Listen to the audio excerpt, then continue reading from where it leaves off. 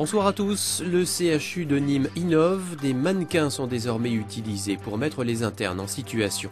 Une journée de voile pour ces enfants handicapés aujourd'hui à Port-Camargue, une sortie en mer qui changeait de leur quotidien. Ulysse au pays des merveilles, c'est le nouveau spectacle au Pont du Gard, première ce soir. La 5 de tension, on va lui faire de la nuit. Elle n'a pas d'allergie connue aux antibiotiques. Un bloc opératoire de fortune, une équipe médicale composée de novices et pourtant ce patient ne risque rien et pour cause. C'est un des 3 mannequins de simulation qui ont élu domicile au centre hospitalier universitaire de Nîmes. Des robots high-tech, une femme enceinte, un nouveau-né et un adulte sont à la disposition des internes. Notre hymne, c'est jamais une première fois sur un vrai patient. Et du coup, ça a tout son intérêt de faire vivre, de simuler la vie de tous les jours au bloc opératoire avec toutes les contraintes, on peut simuler des situations pas très fréquentes, parce que fort heureusement, on n'a pas des chocs hémorragiques tous les jours. Je me disais, attends, c'est quoi? C'est le respi qui marche pas? Pourquoi la 42 SAT? C'est quoi le bordel? C'est de l'Amazon. Des stages où les internes apprennent à gérer leur stress pour acquérir les bons réflexes et conserver leur concentration tout en gardant à l'esprit le travail d'équipe. Il y a des choses qu'on ne voit pas tous les jours et pour être performant sur des choses rares, il faut s'entraîner. On est bon quand on fait les choses souvent. Si on est stressé, on est obnubilé par ce qu'on est en train de faire et on n'écoute pas l'autre. Et ici, on peut justement mettre ça en avant. On peut leur dire, on écoute, il y a un chef. On écoute le chef, c'est le chef qui décide et on confirme ce qu'on fait. Bon, à 6 heures. Ce centre pluridisciplinaire de simulation médicale devrait évoluer prochainement avec un véritable bloc opératoire. Tout ceci a un coût. Un mannequin coûte 100 000 €. Le CHU vient de proposer à chacun d'entre nous de devenir mécène de cette initiative. Des dons pour garantir notre santé et notre sécurité.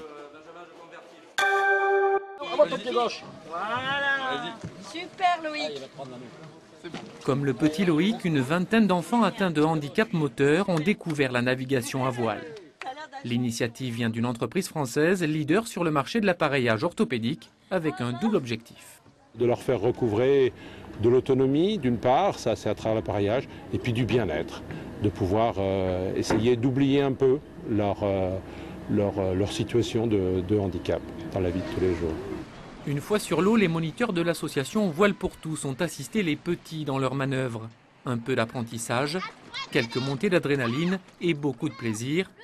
Difficile d'évaluer le bénéfice médical de cette sortie, mais les petits marins en ont pris plein les yeux. De les voir dans le cadre justement d'une sortie en mer et non pas d'une consultation ou d'un passage au bloc opératoire, on voit les enfants totalement différemment et eux, je pense aussi, nous voient différemment. On a eu des conditions météo tip-top, donc tout le monde s'est régalé, ils ont pris un grand bol d'air et je ne sais pas si vous avez eu l'occasion de les voir au retour, ils avaient tous la banane. Confirmation avec Laure, 12 ans, ravie de son expérience. C'était très bien parce que je me suis mouillée un bout d'un moment. Mais après Laurent et moi, on a dirigé le bateau, c'était très bien. Je me suis régalée. Après cette parenthèse, les enfants ont retrouvé leur fauteuil, mais c'est sûr, ils reviendront. Tu fouilles d'abord ça, je sais. Il faut d'abord fouiller ça et après tu reviendras dessus.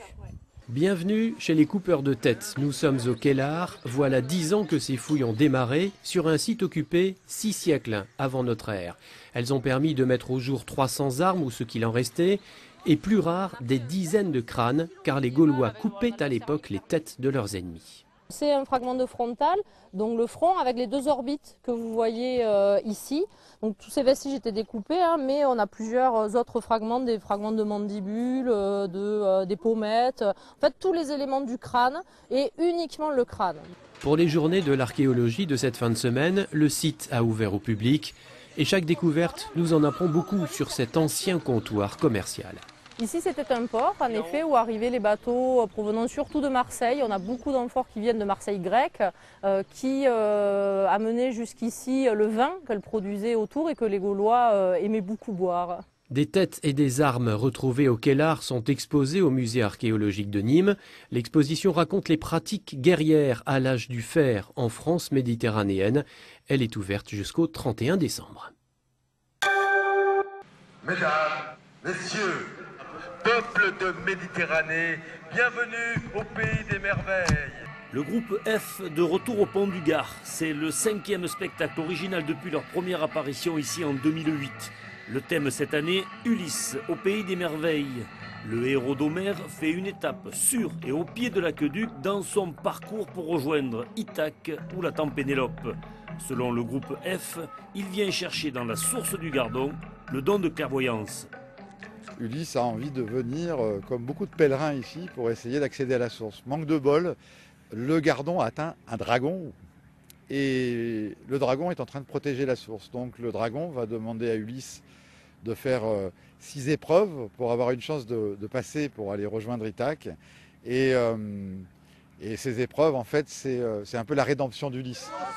Pour accomplir ce voyage revisité d'Ulysse, 5 acteurs, acrobates et cascadeurs, mais aussi 20 techniciens, un spectacle d'une 60aine de minutes. Les premières bases du concept ont été élaborées cet hiver.